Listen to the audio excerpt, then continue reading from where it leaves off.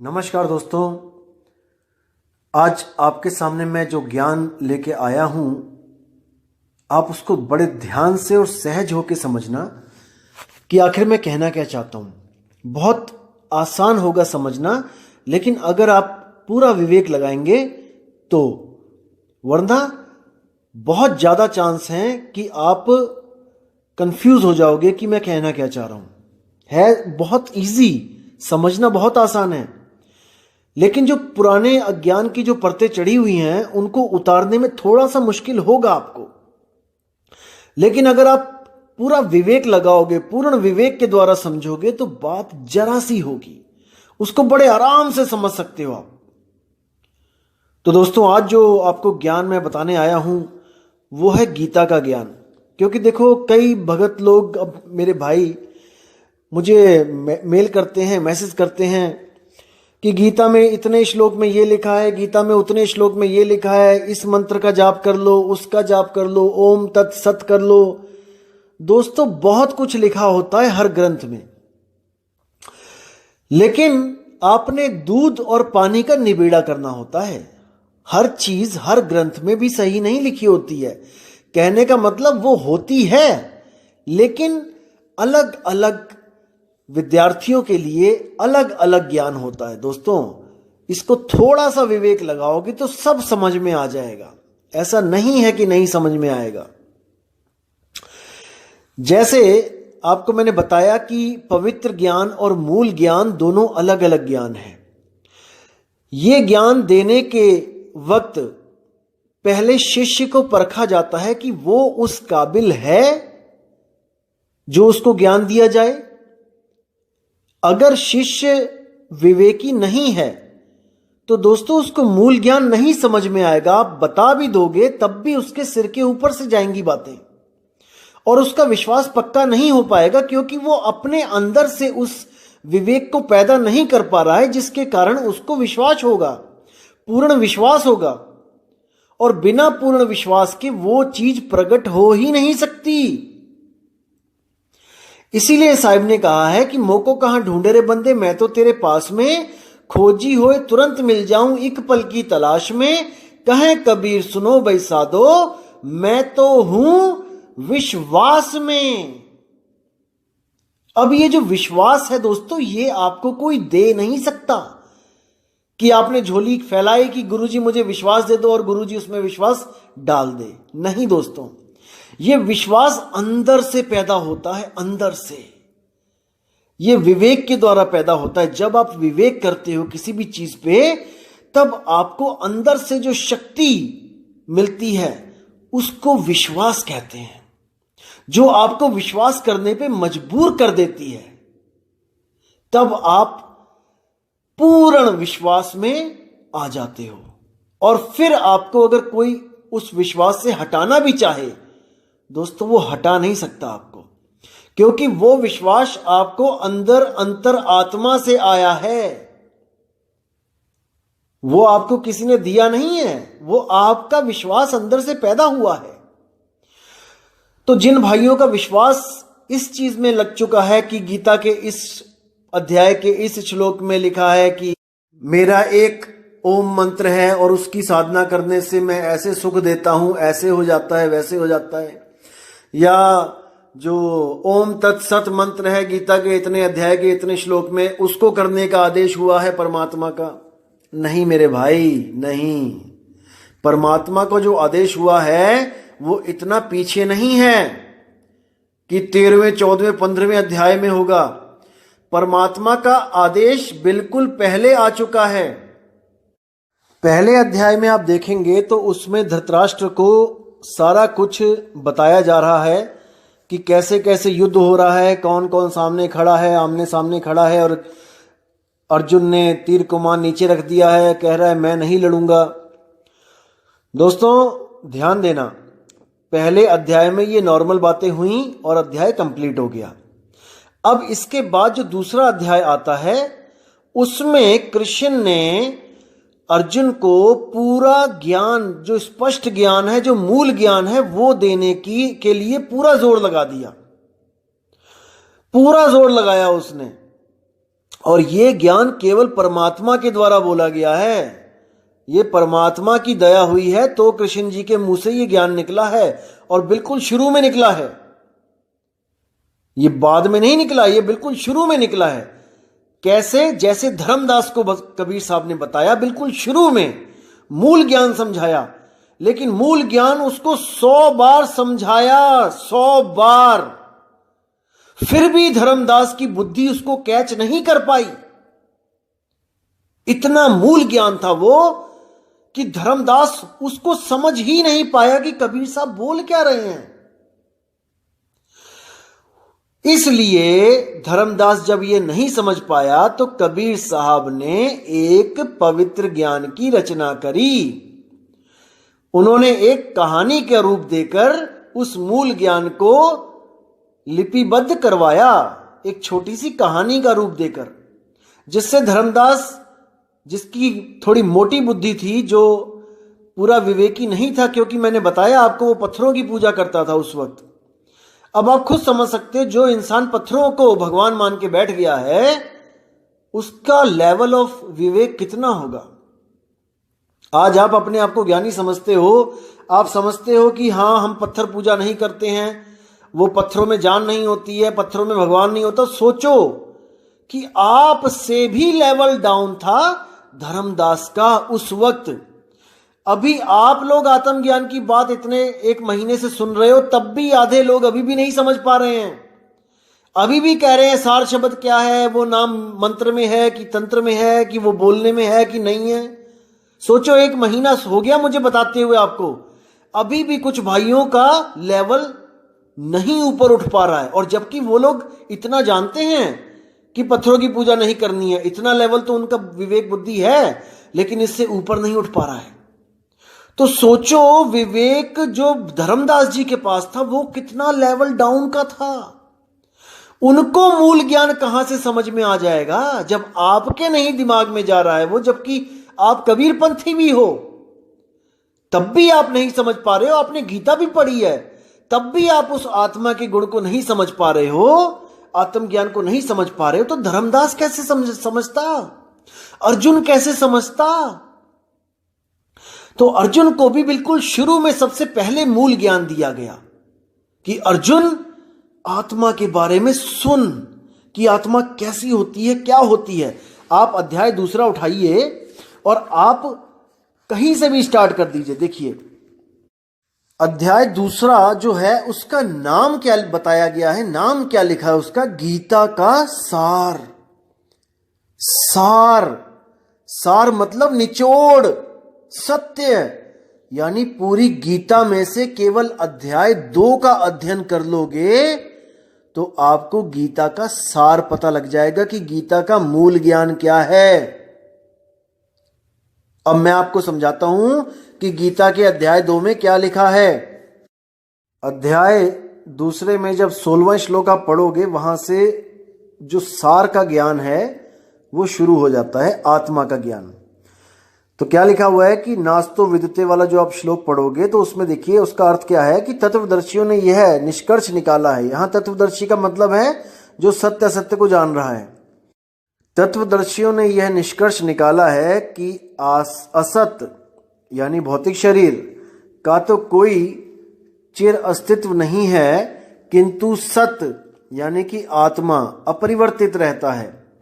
उन्होंने इन दोनों की प्रकृति के अध्ययन द्वारा यह निष्कर्ष निकाला है, यानी दोनों के बारे में ज्ञान अर्जित करके कि शरीर तो बदलता रहता है लेकिन आत्मा कभी बदलता नहीं है। आत्मदेव वो जैसा है वैसा ही रहता है, जैसा वो बचपन में है वैसा ही वो बुढ़ापे में होगा, वो कभी बदलता नहीं है, क्योंकि वो काल से रहित है, काल से परे है, वो अजन्मा है। अब यही आत्मदेव क्या है, ये सारे शरीर में व्याप्त है, मतलब उसकी जो चेतन सत्ता है, चेतना है, उसकी पूरे शरीर में व्याप्त है। उसे ही तुम अविनाशी समझो। उस अव्यय आत्मा को नष्ट करने में कोई भी समर्थ नहीं है। उस आत्मा को कोई नहीं मार सकता। अर्जुन तू मोह को त्याग और युद्ध कर। अब आप जब 19वां श्लोक पढ़ोगे तो देखो कितना स्पष्ट है। जो इस जीवात्मा को मारने वाला समझता है तथा जो इसे मरा हुआ समझता है वे दोनों ही अज्ञानी हैं, क्योंकि आत्मा ना तो मारता है ना मारा जाता है। यानी कि आत्मा अकर्ता है, वो कभी कोई कर्म नहीं करता।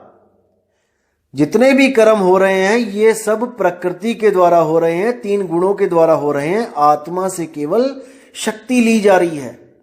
मन और तन दोनों का जो है कर्ता धर्ता आत्मा बना हुआ है, आत्मदेव बना हुआ है, और मन और तन दोनों ही आत्मा से शक्ति लेके अपना काम कर रहे हैं। तो आगे 20वें श्लोक में क्या लिखा है कि आत्मा के लिए किसी भी काल में ना तो जन्म है ना मृत्यु है। वह ना तो कभी जन्मा है ना जन्म लेता है और ना जन्म लेगा। वह अजन्मा है, नित्य है, शाश्वत है, पुरातन है। शरीर के मारे जाने पर भी वह मारा नहीं जाता। यह है आत्मा के गुण। ये सार बताया जा रहा है अर्जुन को, लेकिन अर्जुन इन बातों को नहीं समझ पा रहा है, क्योंकि उसका विवेक इतना नहीं है। वो एक आम जीव है, आम एक राजा है। वो कोई साधु महात्मा नहीं है जो इन बातों को वो समझेगा। आपने हमने 20-20 साल लगा दिए हैं संत मत में, इसलिए आज हम आत्मा को समझने की कोशिश कर रहे हैं। लेकिन एक आम आदमी आत्मा के गुणों को नहीं समझ सकता भाई।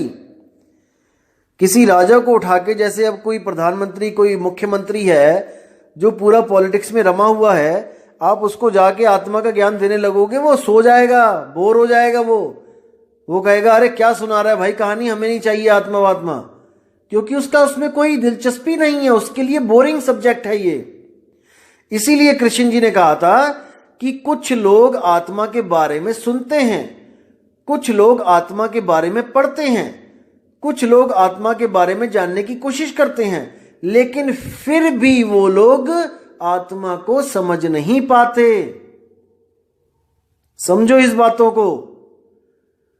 तो अर्जुन भी उनमें से एक है जो आत्मा को जान ही नहीं पाया, वरना अध्याय यहीं पे खत्म हो जाते, आगे बढ़ने की जरूरत ही नहीं थी। अगर वो इस चीज को समझ जाता कि आत्मा अजन्मा है, आत्मा किसी को मार नहीं सकता, आत्मा को कोई मार नहीं सकता, उसी वक्त धनुष उठा के लड़ने लग जाता, आगे के अध्याय खत्म हो जाते, कुछ होता ही नहीं आगे। अगर इतने में समझ जाता, आगे जाके ओमकार भी नहीं बताना पड़ता अर्जुन को कि ओम का जाप कर, और ना ही ओम तत्सत के बारे में बताना पड़ता। अगर अर्जुन यहीं पे समझ जाता उस आत्मा के बारे में, तो अगर धर्मदास जी भी उस समय समझ जाते आत्मा के ज्ञान को, तो अनुराग सागर और कबीर सागर भी ना बनता। लेकिन धर्मदास नहीं समझ पाया, इसलिए उनको इस ग्रंथ की रचना करनी पड़ी। धर्मदास को समझाने के लिए बताना पड़ा ऐसे ऐसे ऐसे। लेकिन धर्मदास पूरा का पूरा साहिब पे निर्भर था, उसने सरेंडर कर दिया था, इसलिए साहिब ने उसको शब्द बख्श दिया, उसको निज रूप बख्श दिया। लेकिन सृष्टि रचना धर्मदास 100 बार बताने पे भी नहीं समझ पाया था, 100 बार में भी नहीं समझ पाया था।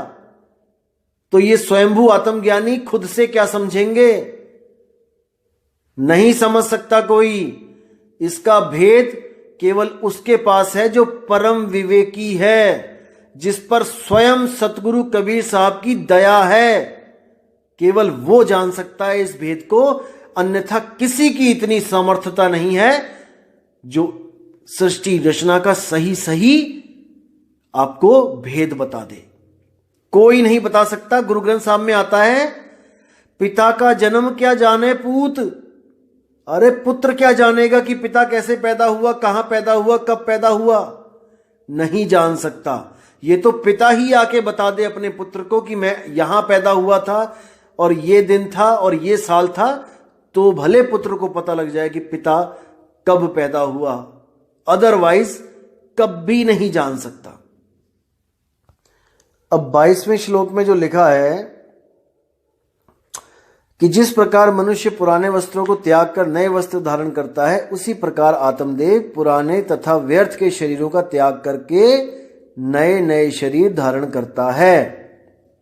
अब इसमें आपने क्या समझना है कि आत्मदेव और शरीर, यहां पे 2 हस्तियां हैं। दो हस्ती हैं, एक आत्मदेव है और एक शरीर है। अब इन दोनों में आपने ये पता करना है कि किसका स्वरूप कैसा है। आत्मदेव शब्द रूप है और शरीर चरम रूप है। चरम यानी चमड़ी, इसको समझना है। यानी आत्मदेव जो है वो शब्द रूप है और जो शरीर है वो देह रूप चमड़ी रूप है। तो साहिब भी बोलते हैं कि चाम के महल में बोलता राम है और तू राम और चाम को चीन भाई। कि चमड़ी में, चमड़ी के शरीर में जो बोलता राम है उसको पकड़ो, उसको समझो। अगर उसको समझ लिया भाई तो इन शरीरों से न्यारे हो जाओगे। अब ये तो हो गया एक आत्मा और एक शरीर, जो भौतिक शरीर आपको दिख रहा है। अब इस भौतिक शरीर के अंदर भी कई शरीर हैं। दुविधा यहां पे है। तो लोग क्या समझते हैं, गलत फहमी में रहते हैं कि इस शरीर के अंदर से जो सूक्ष्म शरीर निकल रहा है शायद वो हमारी आत्मा है। दोस्तों प्रॉब्लम यहां पे है, हम लोग सूक्ष्म शरीरों को ही आत्मा समझ लेते हैं, जबकि सूक्ष्म के साथ शरीर लग रहा है। अब जब शरीर लग रहा है तो वो आत्मा कैसे हो सकती है? नहीं हो सकती।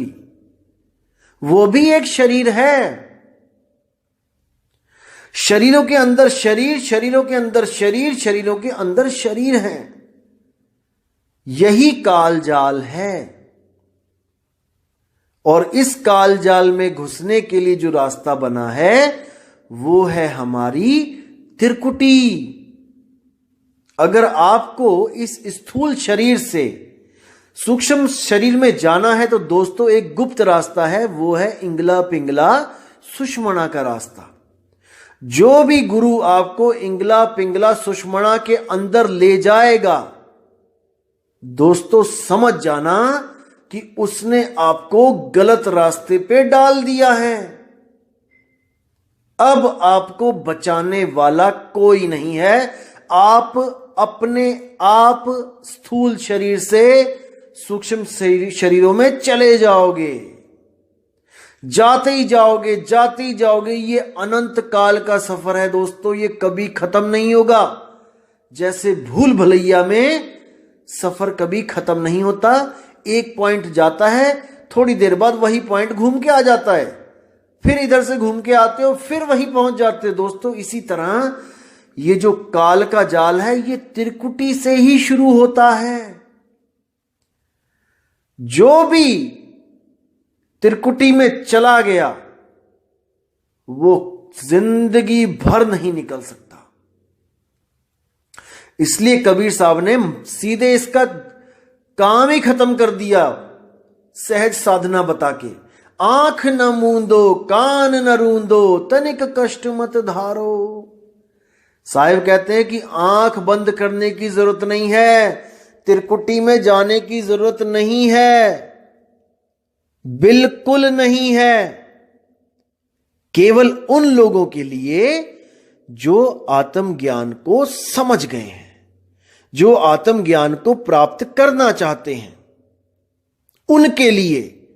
और जो लोग आत्मज्ञान को समझ ही नहीं पा रहे हैं, घड़ा पक ही नहीं रहा है, घड़ा कच्चा है, उसमें पानी नहीं डाला जाता। तो जो लोग आत्मज्ञान को नहीं समझ पा रहे हैं, नहीं समझ पाए, उन लोगों को कबीर साहब ने कई बार उन शब्दों के साथ जोड़ दिया जिनसे मुक्ति तो नहीं हो पाएगी, लेकिन उनको 84 लाख जूनों में भी नहीं जाना पड़ेगा। उनको भी कुछ ना कुछ भक्ति करने के लिए कबीर साहब ने प्रोत्साहित किया और उनको खोटे कर्मों से बचाने के लिए, ताकि आगे उनको दोबारा मनुष्य देह मिले, उनकी जो नीचे के लेवल की भक्तियां थीं उनसे जोड़ा। लेकिन फिर भी वो बोलते रहे, जोड़ने के बावजूद बोलते रहे कि भाई वो शब्द अकह है, नी अक्षर है, नी शब्द है। तो जिस जिस बंदे का विवेक जागता रहा, सत्संग में बैठता रहा, तो वो आके कबीर साहब से अपना कल्याण करवाता रहा। तो घड़े को बनाता है जब कुम्हार, तो वो जब बना के तैयार करता है तो बिल्कुल घड़े के जैसी ही शेप होती है उसकी, कच्ची मिट्टी की। पूरा देखने में लगता है कि घड़ा है, लेकिन कुम्हार उसमें कभी भी पानी नहीं डालता।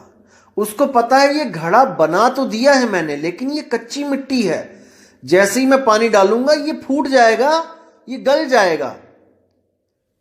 इसलिए उसको पकाया जाता है, और जब वो पक के निखर के बाहर आता है अग्नि में से, तब उसमें पानी डाला जाता है। यानी कि कबीर साहब किसी को भी पहले सार शब्द नहीं देते हैं, पहले कोई जाप के नाम दे देते हैं कि गुरु गुरु कर भाई, कोई राम राम कर भाई। जैसे हमारे गुरु जी भी पहली बार में सार शब्द नहीं देते हैं, पहली बार में 4 या 5 नाम देते हैं जो जपने में आते हैं, 52 अक्षरी नाम।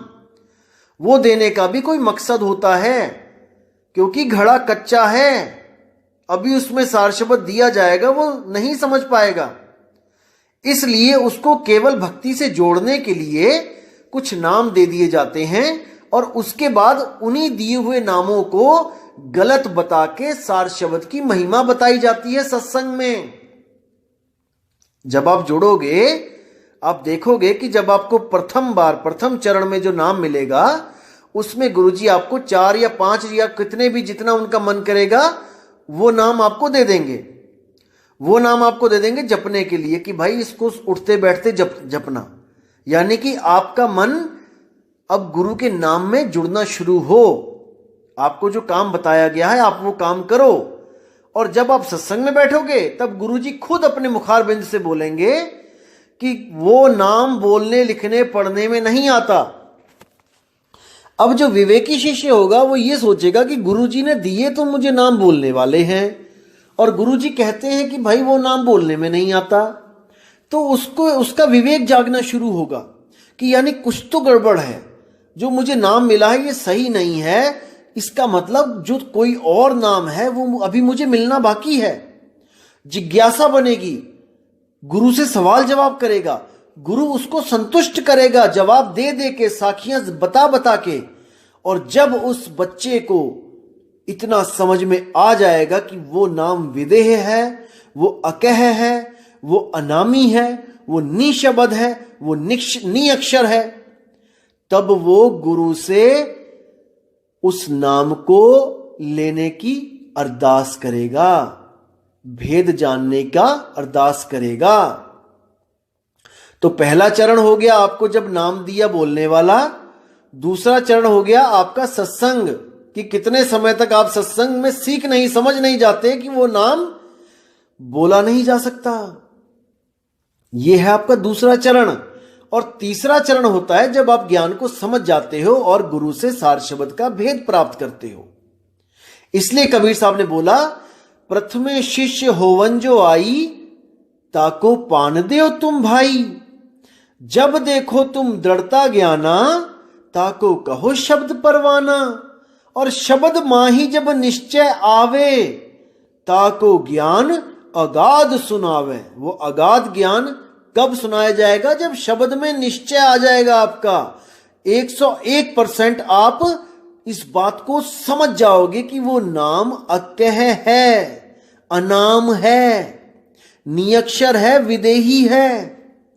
जब आप इस बात को समझ जाओगे, आपका दूसरा चरण खत्म हो गया। अब गुरु आपको वो सार शब्द वस्तु लखाएगा। एक छुड़ाए, जो पहले आपको 4-5 नाम दिए थे वो छुड़ा दे कि नहीं बेटा ये नहीं जपने हैं। एक लखाए, वो सार वस्तु, वो निज नाम, वो आपका अपना नाम, वो आपको लखाएगा। और जब आप उसको लखोगे तब आपके सारे भ्रम खत्म हो जाएंगे और आप अपने निज स्वरूप को प्राप्त करने के लिए तत्पर हो जाओगे, जुट जाओगे। और जब आपके भाव भक्ति बनेगी, तब परमात्मा की पूरी दया होगी आप पे। दोस्तों, आपकी लगन और परमात्मा की दया, ये दोनों चीज चाहिए, तब जाके भक्ति पूर्ण होती है। परमात्मा दया कर रहा है, 24 घंटे कर रहा है, और आपकी लगन ही नहीं है, तो बात नहीं बनेगी। आपकी लगन लगी हुई है लेकिन परमात्मा आप पर दया नहीं कर रहा है, तब भी बात नहीं बनेगी। इसलिए अरदास भी करना है और भक्ति भी करनी है, दोनों चीज करनी पड़ेंगी। अरदास भी करनी है और अपना फर्ज भी निभाना है, भजन भक्ति भी करनी है और उससे मालिक से दया की भीख भी मांगनी है। और जैसे ही वो प्रकट हो गया दोस्तों, फिर आप ही आप हो, फिर दो नहीं रहे। तू करता तू भया, मुझ में रहा ना हूं, और आपा परखा मिट गया। जब मैंने आपको यानी अपने आप को परखा, आपा परखा मिट गया। क्या मिट गया? सब भरम मिट गया। जित देखूं तित तू, यानी अब मुझे घट घट में मेरा साइया नजर आने लगा। घट घट मेरा साइया, सुनी सेज न कोय, और बलहारी व घट की जिस घट प्रगट होए। हे मेरे परमात्मा, ऐसा कोई घट नहीं है जहां पे आप विराजमान नहीं हो। कक्का केवल नाम है, बब्बा ब्रह्म शरीर, और रारा सब में रम रहा, वाको नाम कबीर। वो है कबीर। जब आप अपनी 10 इंद्रियां और इस मन माया को कंट्रोल कर लोगे, तब आप स्वयं कबीर हो जाओगे। कबीर कबीर क्या करे तू, खोज आपन शरीर, और 10 इंद्रियां बस में कर तू आप ही आप कबीर। कबीर साहब कहते हैं कि तुझ में मुझ में भेद नहीं है, ये केवल मन और माया का भेद है। जिस दिन तूने अपने स्वरूप को लख लिया, उस दिन तुझ में मुझ में कोई फर्क नहीं है। बस देह का फर्क होगा कि तू देह में है और मैं देह से न्यारा हूं। जिस दिन देह छूट गई, तू और मैं एक ही समझना, अब दो नहीं रहे। तो इन बातों को समझना है दोस्तों, इस ज्ञान को समझना है। ये कबीर साहब का मूल ज्ञान है। ये बहुत बहुत कम लोगों की बुद्धि में जाता है, बहुत कम लोग इसको समझ पाते हैं, इसलिए बिरला बोला गया है इसको, बिरला। अरे लाखन में कोई समझ ना पई है, कोटि मध्य जानेंगे, कहे कबीर सुनो बैसादो, हमें बिरले हंस पहचानेंगे। कहते हैं 1 लाख लोगों को अगर आप सत्संग करोगे, उनमें तो कोई समझ ही नहीं पाएगा, लाखन में कोई समझ ना पई है। कोट मध्य जानेंगे, करोड़ लोगों को सत्संग करोगे, उनमें से कुछ विवेकी लोगों को समझ में आएगा ये आत्मज्ञान। और कहे कबीर सुनो बैसादो, मुझे बिरले हंस पहचानेंगे। यानी कि मुझे जो ज्ञान दाता है, जगत गुरु है, सारे ब्रह्मांडों में जो एक ही है, जो सबका गुरु है, उसको कोई बिरला पहचानेगा। नहीं तो सब के सब ब्रह्म को ही सत्य मानेंगे, ब्रह्म में ही ध्यान लगाएंगे और ब्रह्म की ही स्तुति करके ब्रह्म ज्ञान को प्राप्त हो जाएंगे। पार ब्रह्म ज्ञान तक कोई नहीं पहुंच सकता जब तक स्वयं पार ब्रह्म परमेश्वर आकर अपना भेद ना बता दे, स्वयं आकर हमें हमारा आत्मज्ञान ना दे दे। जब तक कोई नहीं जा सकता, उस पार ब्रह्म अवस्था को प्राप्त नहीं कर सकता। सब ब्रह्म अवस्था में आके ही एको ब्रह्मास्मि कहकर शांत हो जाते हैं, उससे आगे रास्ता नहीं मिलेगा। त्रिकुटी में जो भी गया है वो धुर नहीं पहुंच पाया, नहीं पहुंच पाया। त्रिकुटी के अंदर 5 ब्रह्म हैं, अवस्थाएं हैं, 5 ब्रह्म अवस्थाएं हैं। मैं अगली बार ये शब्द खोलूंगा, संतों सब शब्दे शब्द बखाना, शब्द फांस फंसे सब कोई शब्द नहीं पहचाना। इसमें 5 शब्दों का वर्णन है और वही 5 ब्रह्म अवस्थाएं हैं। मैं उनको अच्छी तरह खोलूंगा आपको, ताकि आपको कर नैनो दीदार महल में प्यारा है उस शब्द को समझने के लिए एक पौड़ी मिल जाए। जब इस शब्द को समझ जाओगे तो कर नैनो दीदार का जो अगला पार्ट आएगा उसको समझने में आपको देर नहीं लगेगी। इसलिए मैं उसको डिले कर रहा हूं, क्योंकि उसको समझाने से पहले मुझे आपको और भी चीजें समझानी हैं जिसके द्वारा आप उसको समझ पाओगे। जैसे दोस्तों मैथ के जो सवाल होते हैं, टीचर सबसे पहले आपको फार्मूले सिखाता है, फार्मूले सिखा देगा, फिर आपको किसी भी अध्याय से कोई भी सवाल निकाल के दे देगा। आपने उस सवाल को फार्मूले के द्वारा सुलझाना है। अगर वो फार्मूले ना बताएगा और आपके सामने सवाल रख दे तो आप उलझ जाओगे। इसलिए आपको मैं सारे फार्मूले बताऊंगा और उसके बाद में सारे ज्ञान को खोलता जाऊंगा पौड़ी दर पौड़ी, ताकि आपको कंफ्यूजन ना हो। क्योंकि मुझे सुनने वाले सब विवेकी नहीं हैं। मुझे पता है अगर 3000 बंदा आज जुड़ा है तो उसमें मैं केवल 2% को विवेकी मानता हूं दोस्तों। 2% मान के चलो, इससे ज्यादा विवेकी नहीं है। सुन भले रहे हैं मुझे, लेकिन 50-60 लोगों से ज्यादा कोई भी नहीं समझ पा रहा है इस ज्ञान को। गारंटी के साथ कह रहा हूं मैं। 50 भी मैंने बहुत ज्यादा बोल दिया। और ये वो लोग हैं जो पिछले जन्मों में सत्संगों में बैठे हैं, आत्मज्ञान के सत्संगों में बैठे हैं, लेकिन अपनी भक्ति पूर्ण ना कर पाने के कारण दोबारा मानुष चोले में आ गए हैं और वही ज्ञान उनको आगे दोबारा प्रकट हो रहा है, ताकि वो अपनी भक्ति को दोबारा से स्टार्ट करके पूर्ण कर सके। तो दोस्तों गीता के ज्ञान पे आते हैं। आज मैं गीता में आपको जो सार है गीता का वो बताना चाहता था। जब अर्जुन को सारा ज्ञान कृष्ण जी ने आत्मा का ज्ञान दिया, वो समझ नहीं पाया, उसका मोह भंग नहीं हुआ, वरना उसी वक्त वो धनुष बाण उठा लेता और उसके बाद तीसरा, चौथा, पांचवा, छठा से लेके आगे के अध्याय कोई बोलने की जरूरत ही नहीं थी, क्योंकि ये अध्याय बोलने का मकसद केवल उसका मोह भंग करना था, जो विराट रूप देखने के बाद उसका भंग हुआ। जब देखा उसने कि सबको मारने वाला ये काल सबको खा रहा है और यही खा रहा है, यही पैदा कर रहा है, तब जाकर उसका मोह भंग हुआ कि मैं सच में किसी को नहीं मार रहा हूं, ये तो सब इनके द्वारा मारे जा चुके हैं।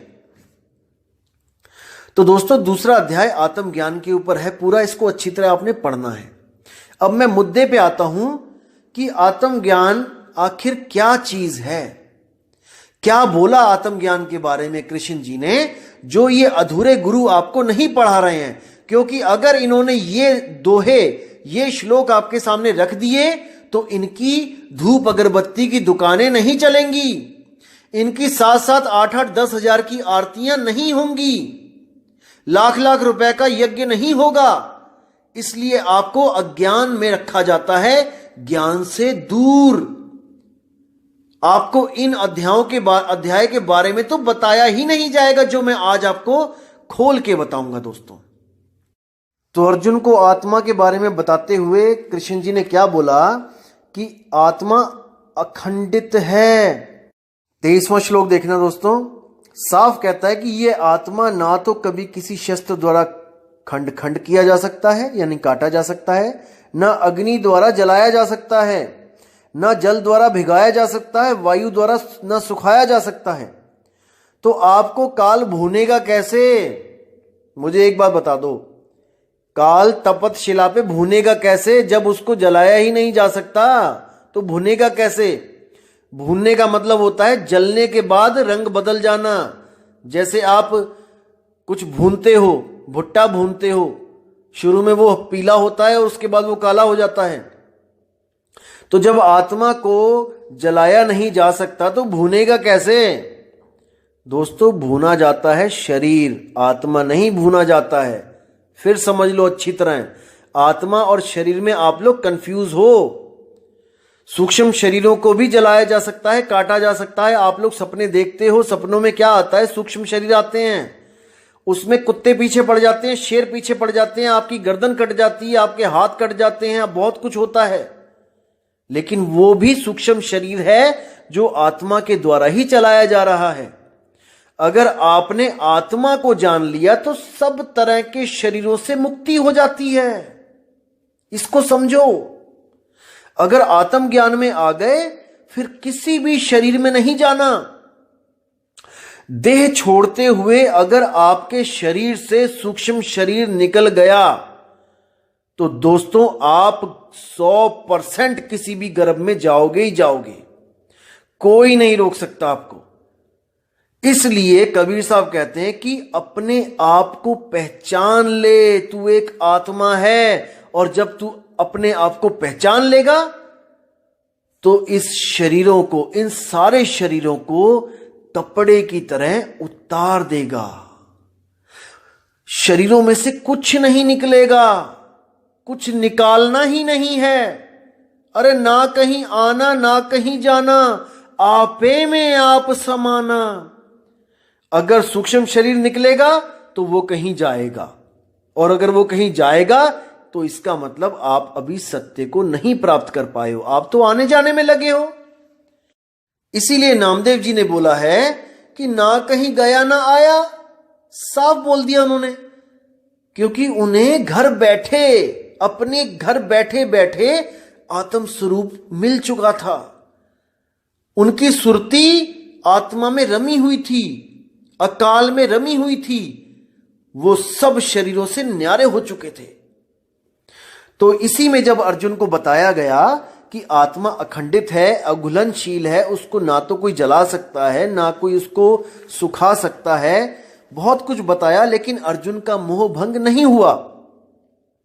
अब उसको लानतें भी दी गई कि तू अगर ऐसे नहीं लड़ेगा तो लोग कहेंगे कि ये तो कायर है, ये डर गया, ये बेकार है, ये कलंक है राजपूतों पे, क्षत्रियों पे, बहुत कुछ बोला।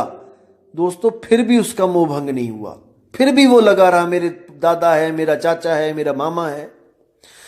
तब दोस्तों दूसरा अध्याय खत्म हो गया, यानी कि अब अर्जुन को सार नहीं समझ में आया, चैप्टर क्लोज।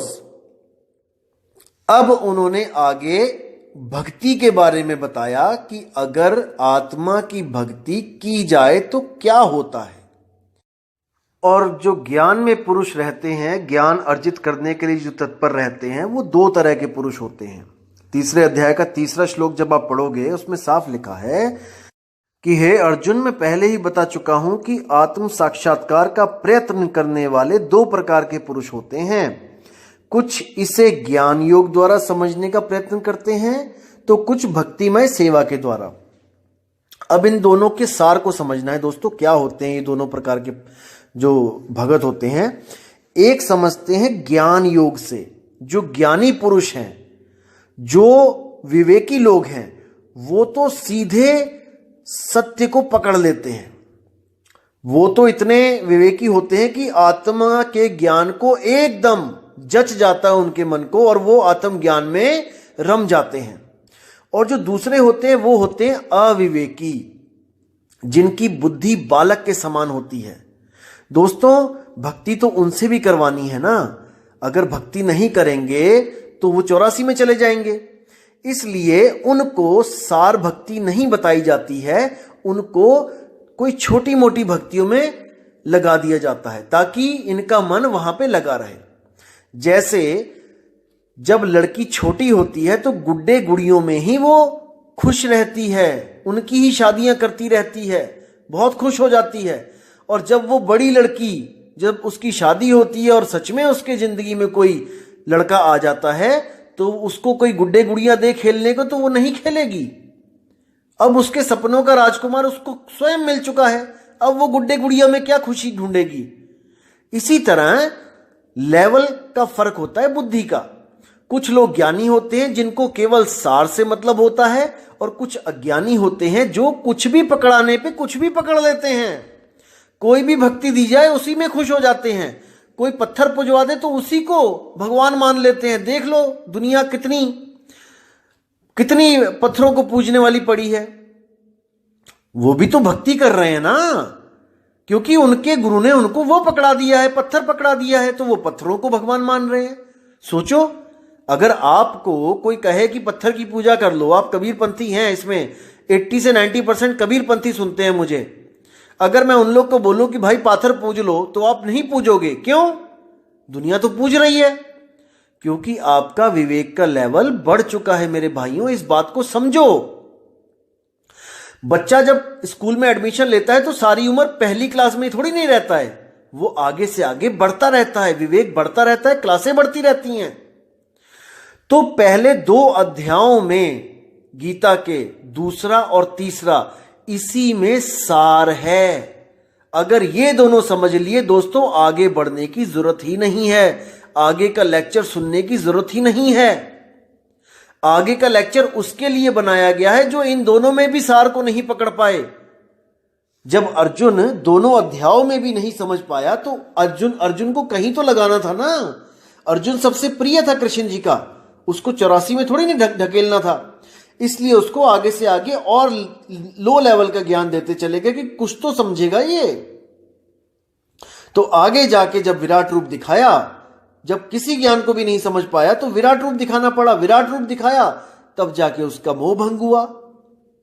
तो इसको समझो दोस्तों, अध्याय तीसरे में दोनों प्रकार के पुरुषों का जिक्र कर दिया गया है कि एक तो ज्ञानी पुरुष होते हैं, अज्ञानी पुरुष होते हैं। जो ज्ञानी पुरुष होते हैं वो क्या करते हैं, वो केवल और केवल आत्मा को जानते हैं, केवल आत्मा को। आप तीसरे अध्याय का 17वां श्लोक पढ़िए, क्या लिखा है।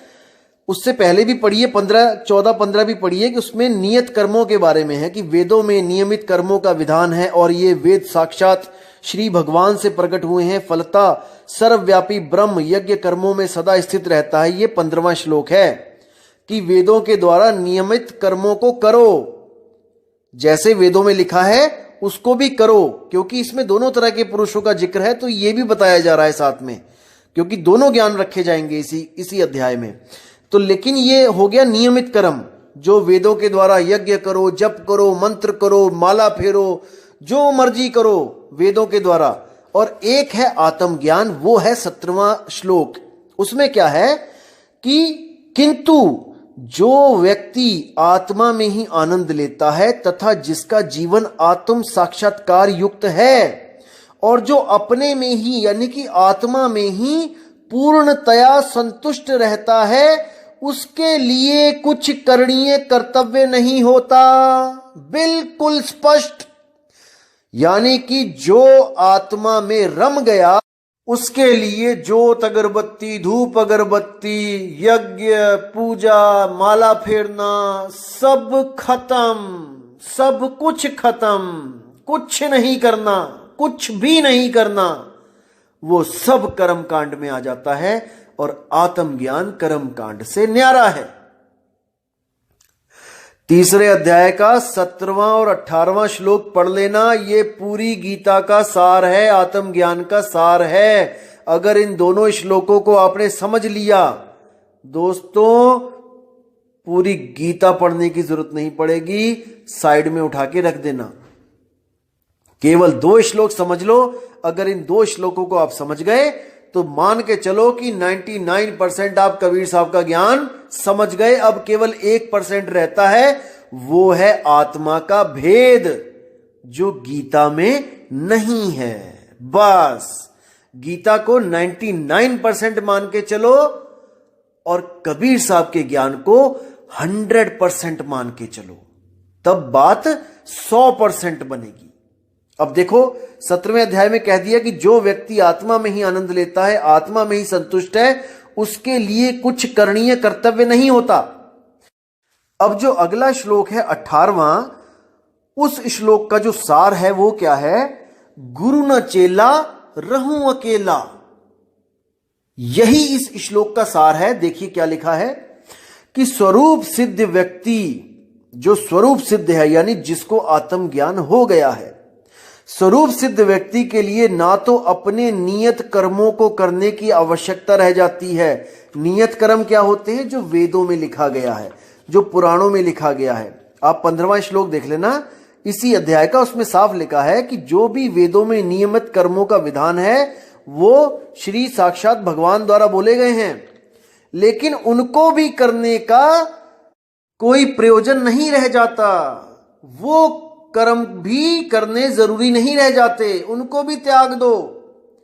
कोई ओम नहीं, कोई ओम तत्सत नहीं, कोई मूर्ति पूजा नहीं, कोई माला नहीं फेरनी, 108 माला फेरते हैं, कोई घी के दिए नहीं जलाने, कोई यज्ञ नहीं करना, केवल आत्म सत्ता में रमण करना है।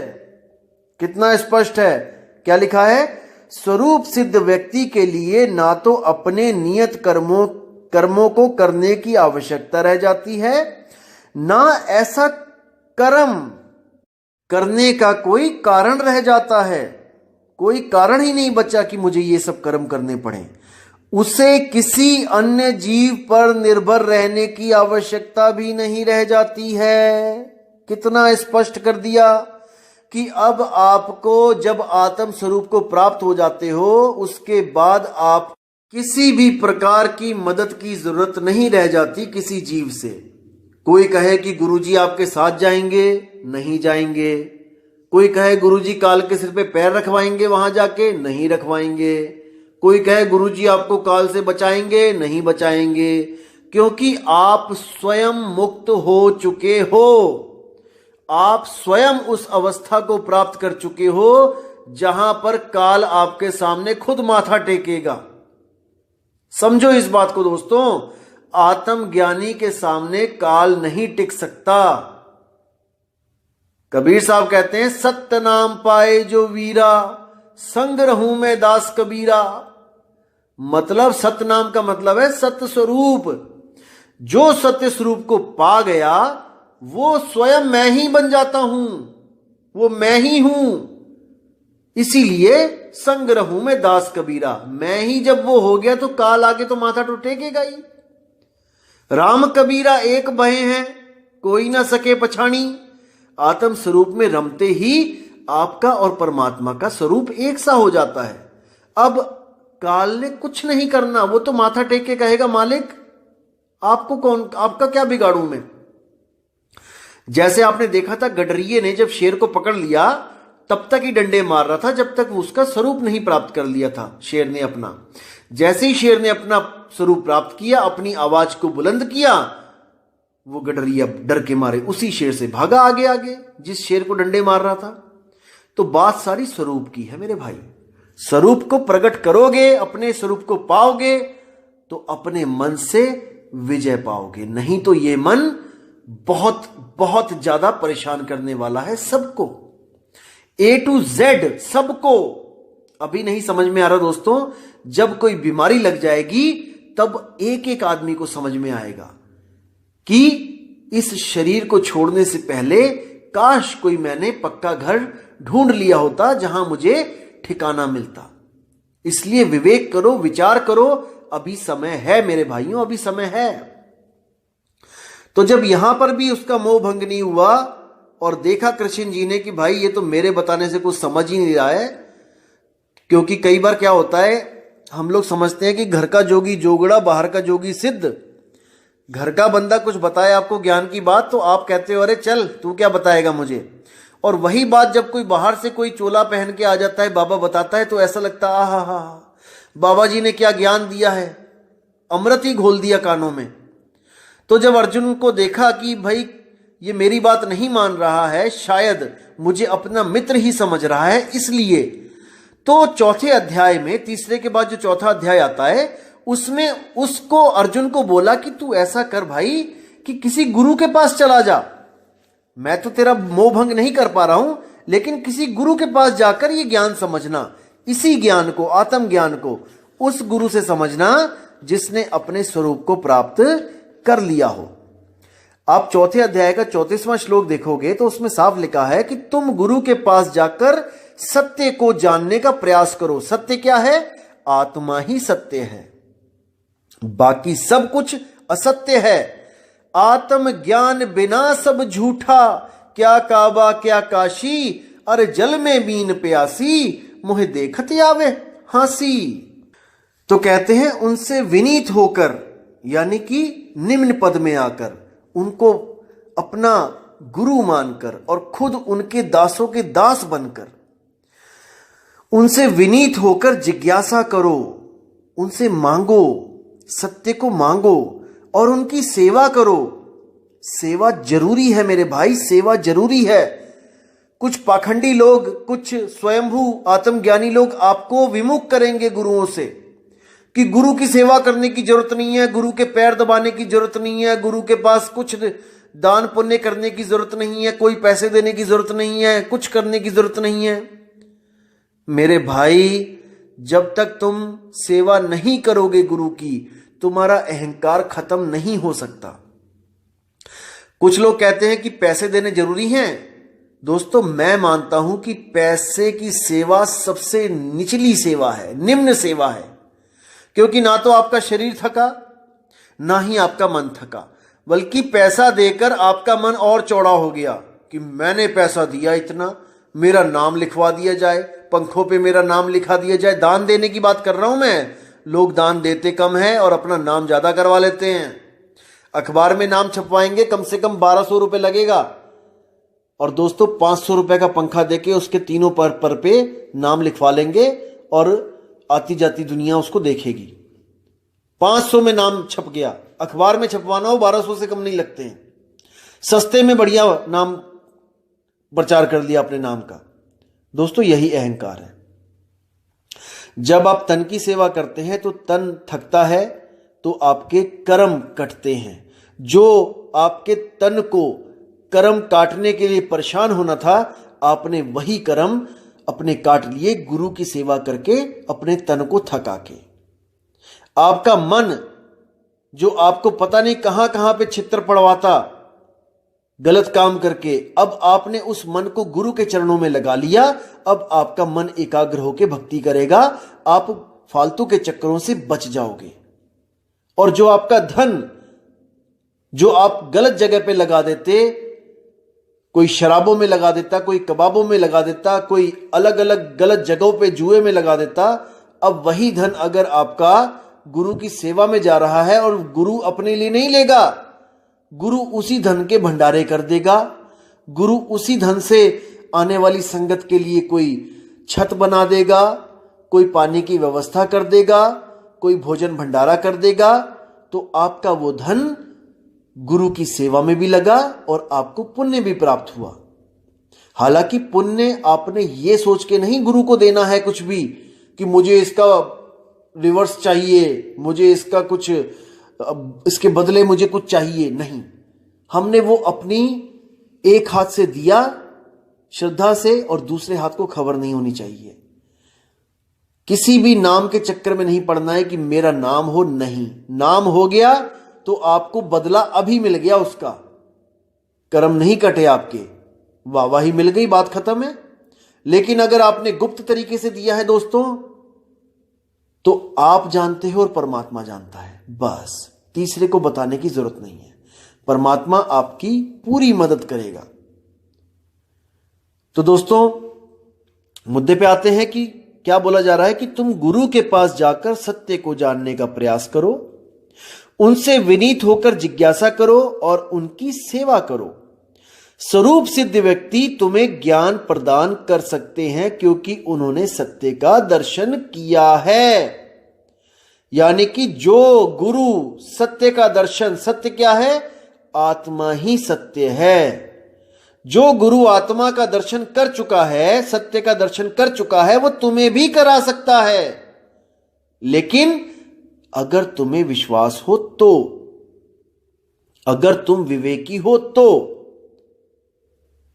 तो ये है उन विवेकी लोगों के लिए आत्मज्ञान जिनको केवल दूध चाहिए, पानी नहीं। समझना दोस्तों, जिनको केवल सार चाहिए, असार नहीं। तो अगले श्लोक में क्या बोलते हैं कि स्वरूप सिद्ध व्यक्ति से वास्तविक ज्ञान प्राप्त कर चुकने पर तुम पुनः कभी ऐसे मोह को प्राप्त नहीं होगे, क्योंकि इस ज्ञान के द्वारा तुम देख सकोगे कि सभी जीव परमात्मा के अंश स्वरूप हैं, अर्थात वह सब मेरे हैं। अब यहां पर भाव कुछ और है, कहा कुछ और जा रहा है, कोई बात नहीं, हम भाव को पकड़ेंगे कि जब आपको आत्मज्ञान हो जाएगा तब आप भ्रमित नहीं होगे कि कोई परमात्मा है जो किसी लोक में बैठा है। नहीं, आप देख सकोगे कि सभी जीव में आत्मा रमण कर रही है, सभी जीवों में आत्म तत्व है। यानी घट घट मेरा साइया और सूनी सेज न कोय। तब आपको यह ज्ञान हो जाएगा कि घट घट में साहिब कबीर बैठे हैं आत्म स्वरूप के रूप में।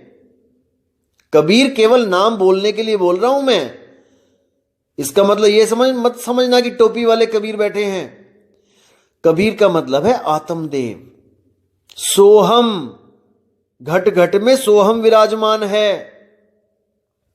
अब सोहम ऊपर और है, सत सुकृतिक नाम। वो कौन है? जो इस ज्ञान को देने आता है इस दुनिया में, वो है सत सुकृत। सोहम यानी आत्मा, वो घट घट में है, और जो परमात्मा है वो घटों से न्यारा है, यानी शरीरों से न्यारा है। वो ज्ञान देने आता है कि तुम भी घट से न्यारे हो जाओ, इस शरीर से न्यारे हो जाओ, विदेही हो जाओ, देह को त्यागो, विदेही हो जाओ और मेरी अवस्था को प्राप्त कर लो। बिल्कुल सिंपल।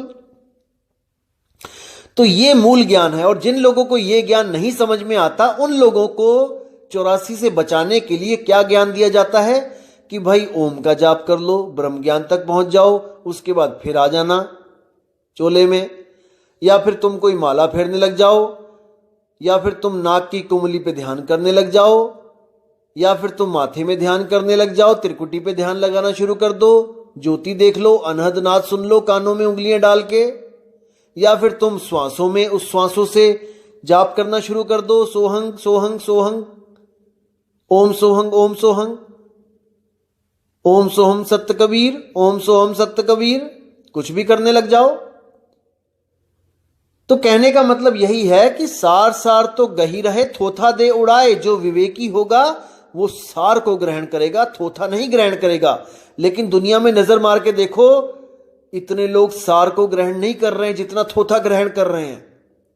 लेकिन कुछ तो कर रहे हैं ना भाई, वो भी कुछ तो करवाया जाएगा। जैसे आपने एंट्रेंस एग्जाम दे दिया एमबीबीएस का, बच्चे देते हैं, बायो के स्टूडेंट्स देते हैं, तो भाई अगर 100 सीटें हैं तो 1000 बच्चा है एडमिशन लेने के लिए जो बैठा है, और एमबीबीएस की 100 सीटें हैं तो 100 को ही मिलेगा ना वो ज्ञान। 101 थोड़ी नहीं चले जाएंगे, उसमें सारे थोड़ी नहीं चले जाएंगे। लेकिन जो 100 के अलावा हैं वो भाई, उनको किसी को बीएएमएस मिल जाएगा, किसी को बीएचएमएस मिल जाएगा, किसी को बीयूएमएस मिल जाएगा, किसी को डेंटल मिल जाएगा। तो कहने का मतलब एमबीबीएस सबको नहीं मिलेगा, लेकिन कुछ ना कुछ तो करना है ना भाई, या कुछ भी नहीं करना है। इसी तरह जितना भी ज्ञान इसमें बोला गया है कि ओम तत्सत, यानी कि दूसरे और तीसरे अध्याय के बाद जो कुछ बोला गया है, कुछ भी बोला गया है, वो सब असार है। सार शुरू शुरू में बता दिया गया है दूसरे और तीसरे अध्याय में, इसी में से निचोड़ निकाल लो आत्मज्ञान चाहिए तो। नहीं तो उसके बाद जितना भी बताया गया है वो योग बताया गया है, ध्यान विधियां बताई गई हैं कि नाक की कुंडली पे ध्यान लगा लो, त्रिकुटी में ध्यान लगा लो, ओम का मंत्र जप लो, ओम तत्सत कर लो। वो सब असार है दोस्तों। अब आपने विवेक करना है कि सार पकड़ना है कि असार पकड़ना है, यह आपकी मर्जी है। सतगुरु ऐसा चाहिए जैसा सूप सुहाए, सार सार तो गही रहे और थोथा दे उड़ाए। अब आप देख लो कि आपने थोथा पकड़ना है या सार पकड़ना है। मैंने तो आपके सामने विवेक रख दिया है, अब आपकी मर्जी है, क्योंकि आपका जीव है। आप देखो कि अपने जीव को कहां भेजना है। जन्म मरण में भेजना है तो ओम तत्सत पे आ जाओ, और अगर सार को पकड़ना है, मोक्ष प्राप्त करना है, तो तीसरे अध्याय का 17वां और 18वां श्लोक अच्छी तरह कंठस्थ कर लो और अपने जीवन में उसको उतार लो। सिंपल सी बात है, सब कुछ आपके सामने है। तो दोस्तों, सत्संग कुछ ज्यादा लंबा हो गया है, तो मैं गीता का ज्ञान आपको पूरा बताऊंगा, क्योंकि कई लोग भ्रमित हो जाते हैं कि गीता में तो बहुत कुछ लिखा है। मैं गीता की एक एक श्लोक आपको बता सकता हूं कि क्या भाव है उसका। देखो दोस्तों, इन बातों को समझना पड़ेगा कि गीता क्या कहना चाह रही है। देखो, अक्षरों को पकड़ते हैं सब, भावों को नहीं पकड़ते। एक एक चीज आपको, एक एक श्लोक ऐसे क्लियर कर दूंगा जिसको समझ के 1% भी आपके दिमाग में दुविधा नहीं आएगी। दोस्तों, बिल्कुल क्लियर हो जाएगा। एक एक श्लोक, एक एक श्लोक ऐसा दिमाग में आपके फिट हो जाएगा कि आपको कोई भ्रमित नहीं कर पाएगा गीता का नाम लेके कि गीता में ये लिखा है, गीता में वो लिखा है। यकीन करना दोस्तों, इतना समर्थ है कि एक एक श्लोक ऐसे कंठस्थ करवा दूंगा उनके सार के साथ कि आपसे कोई ज्ञान चर्चा सपने में भी नहीं कर पाएगा। लेकिन मैं चाहता हूं कि आप केवल सत्य को पकड़ो, क्योंकि सार सार गहे रहो, थोथा दे उड़ाए। हमने थोथे में टाइम वेस्ट नहीं करना है, क्योंकि सांस हमारी एक एक कम हो रही है।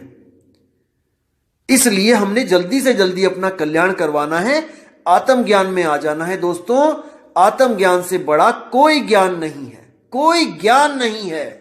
इसको समझ जाओ, आत्मज्ञान ही निज नाम है।